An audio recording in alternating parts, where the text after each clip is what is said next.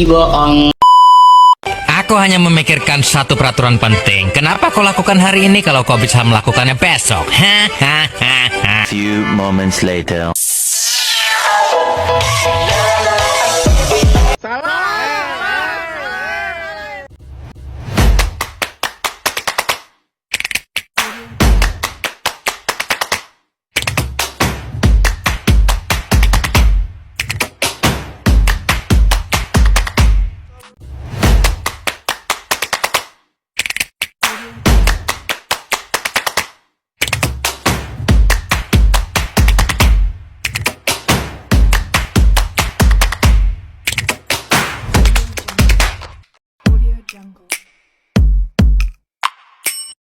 Assalamualaikum warahmatullahi wabarakatuh. Alhamdulillah rabbil alamin. Wassalatu wassalamu ala asrofil anbiya'i wa mursalin wa ala ahlihi wa sahbihi ajmain, amma ba'd. Alhamdulillah, segala puji bagi Allah Tuhan semesta alam.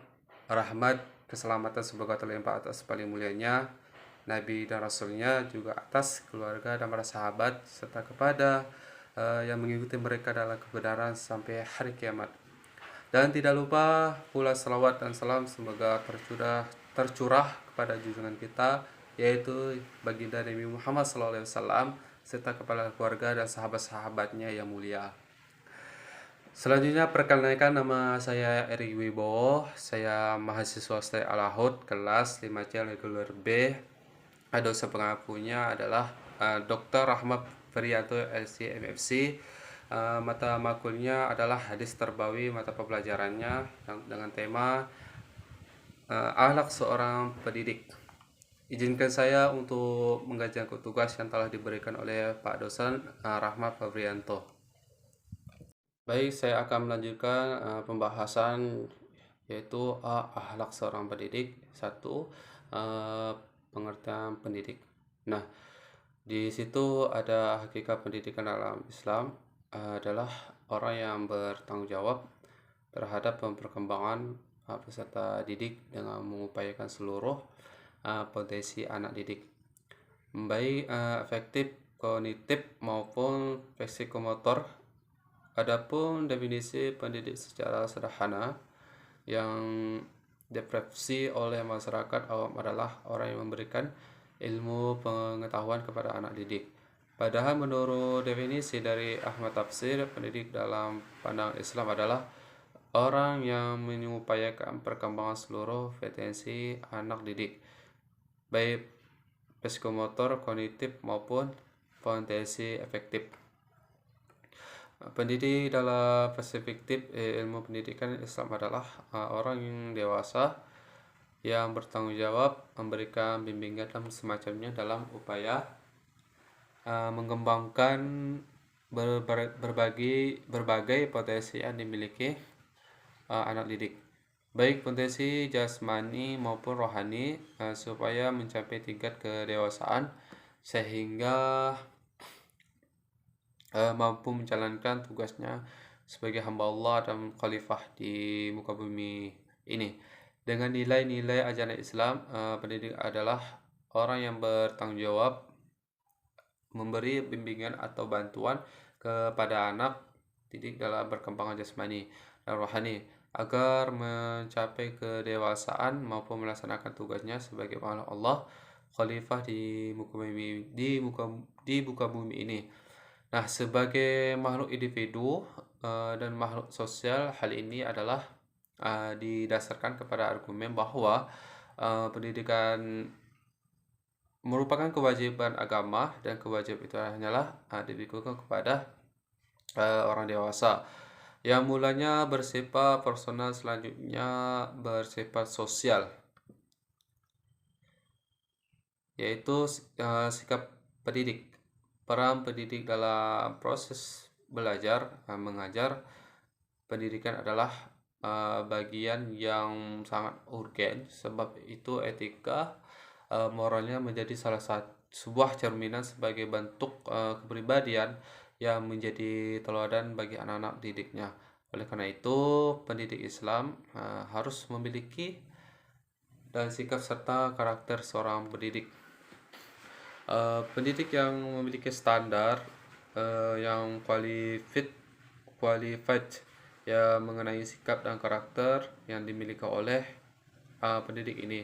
Para ahli pendidikan Islam menyebutkan beberapa kriteria yang harus dimiliki oleh pendidik ini. Para ahli pendidikan Islam menyebut beberapa kriteria yang harus dimiliki oleh seorang pendidik Islam yang ideal seperti yang diungkapkan oleh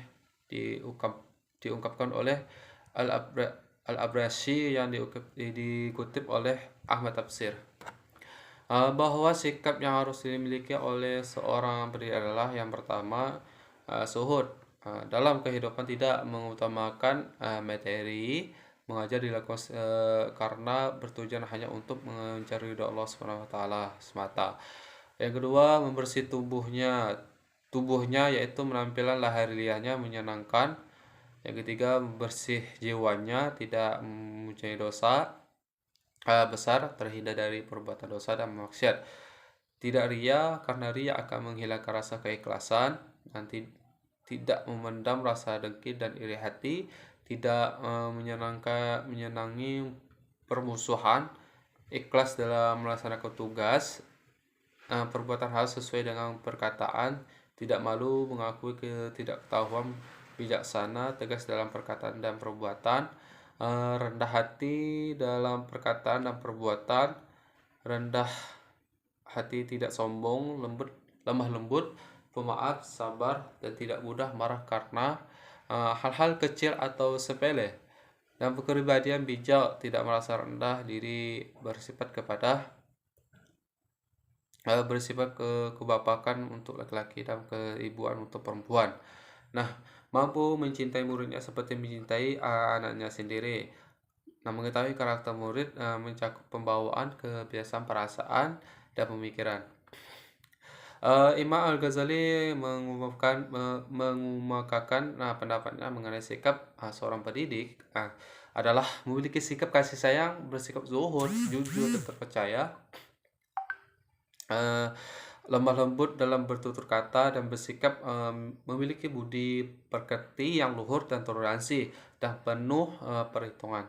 Syarat pendidik, para ahli pendidik sangat beragama dalam mengumpulkan jumlah syarat-syarat yang harus dimiliki oleh seorang pendidik. Dalam hal ini, An-Nahlawi mengemukakan syarat yang harus dimiliki oleh pendidik. Di antara syarat tersebut adalah sebagai berikut. Yang pertama, hendaknya tujuannya, tingkah laku, dan pola pikir pendidikannya bersifat rohani. Yang kedua, hendaknya pendidik seorang yang ikhlas, dan ini yang merupakan kesempurnaan sifat yang rombaniyah. Yang ketiga, hendaknya pendidik bersabar dan mengajarkan berbagai pengetahuan kepada anak didik. Hendaknya pendidik berperilaku jujur dalam apa yang diserukannya. Hendaknya pendidik senantiasa membekali diri dengan ilmu dan kesediaan, membiasakan untuk terus mengajinya.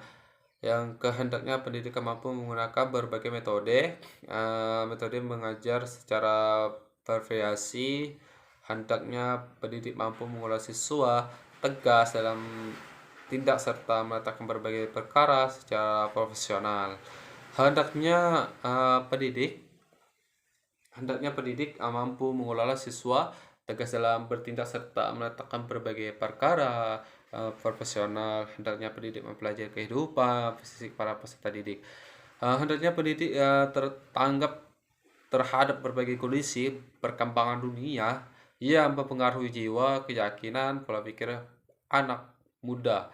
Yang keempat, dalil tentang pendidik. Nah, di sini ada hadis yang disampaikan oleh Rasulullah SAW, yaitu An Utsman bin Affan radhiyallahu anhu, khairukum ma ta'lamu qara wallahu qala Rasulullah sallallahu alaihi wasallam. Sebaik-baiknya kalian adalah orang yang mempelajari Al-Quran, yang mengajarkannya. Hadis riwayat Bukhari. Hadis tersebut menggambarkan betapa tingginya kedudukan orang yang mempunyai ilmu pengetahuan pendidikan, hadis ini juga menjadi landasan utama bagi pendidik Al-Quran dan mengajarkan ilmu agama, dan menjadi motivasi bahwa profesi mereka sangat mulia di sisi Allah SWT.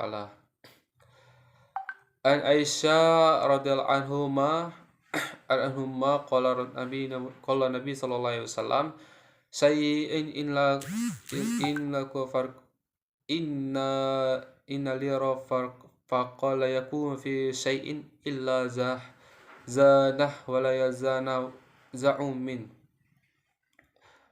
Yang artinya dari Aisyah radhiyallahu anhu, kelembutan tidaklah ada pada sesuatu melainkan akan menghiasinya, dan tidaklah dicabut dari sesuatu melainkan membuatnya buruk. Nah, hadis di atas menjelaskan bahwa guru memiliki tanggung jawab membimbing dengan kelembutan, teguran, nasihat yang lembut membuat pembelajaran terasa nyaman dan tidak menakutkan. Guru yang kasar akan membuat muridnya menjauh dari ilmu. Nah, di sini ada hadis an Abdullah bi Amri bi Asyari radhiyallahu anhuma, aina innama yu'asu muli'ima. Qala Rasulullah sallallahu alaihi wasallam, dari Abdullah bin Umar bin As radhiyallahu anhuma, sungguhnya aku diutus sebagai guru. Hadis ini menerangkan bahwa Nabi sendiri adalah pendidik terbaik, maka akhlak seorang guru harus mengikuti akhlak Nabi: amanah, jujur, sabar, dan lembut, sederhana, penuh kasih dan bijaksana. Nah, di sini ada hadis juga yang disampaikan Ibnu Mas'ud radhiyallahu anhu, qala Rasulullah sallallahu alaihi wasallam, man dalu 'alal khairin fala mislul ujuri fa'ilih. Artinya dari Abu Mas'ud radhiyallahu anhu, barang siapa menunjukkan kepada kebaikan, maka ia mendapat pahala seperti orang yang melakukannya.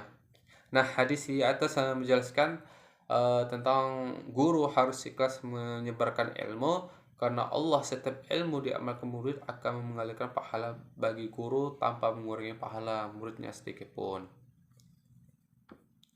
Baik, untuk kesimpulannya adalah akhlak seorang pendidik merupakan pilar utama dalam keberhasilan proses pendidikan. Adalah perspektif Islam, pendidikan bukan hanya untuk menyampaikan ilmu, tetapi juga teladan moral uswah hasanah bagi peserta didiknya.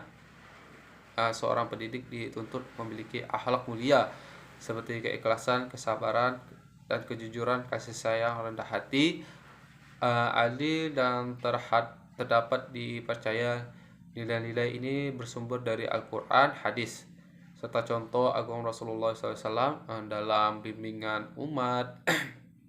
Oleh karena itu, seorang pendidik adalah kunci kesuksesan pendidikan. Pendidik harus senantiasa memperbaiki diri, menjaga moralitas, dan meneladani Rasulullah SAW agar ilmu yang diajarkan bawa keberkahan dan mampu membentuk generasi yang berakhlak mulia. Alhamdulillah, telah saya mengerjakan tugas yang diberikan oleh dosen Rahmat Varianto LSC MMC yang bertema akhlak seorang pendidik, dengan dosen pengapunya yaitu dosen Rahmat Fabrianto yang selaku sebagai mengajar hadis terbawi. Sekian dari saya. Assalamualaikum warahmatullahi wabarakatuh.